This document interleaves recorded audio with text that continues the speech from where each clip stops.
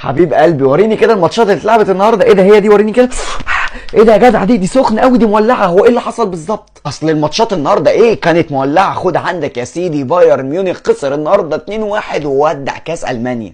ايه البايرن خسرت كده عادي زي اي فرقه والسلام؟ ممكن تخسر عادي كده، الموضوع سهل. انا فاكر ان ماتشات البايرن كلها لازم تنتهي بفوز البايرن، المعلومه دي اول مره اعرفها. وخد عندك بقى في الدوري الانجليزي تشيلسي وليفربول الاتنين اتلعبوا 0-0، وابننا محمد صلاح نزل بديل في الشوط الثاني. والله صلاح ابننا بيقل من نفسه انه لسه موجود في فرقه ليفربول دي، المفروض يمشي بقى يروح الريال ولا برشلونه. وفي ايطاليا بقى ما اقولكش الدنيا كانت مولعه، الديربي ما بين يوفنتوس والانتر وانتهى 1-1. ايه خلص 1-1 بس؟ ده انا قلت ان ماتش يوفنتوس والانتر ده هيبقى فيه جوان ياما.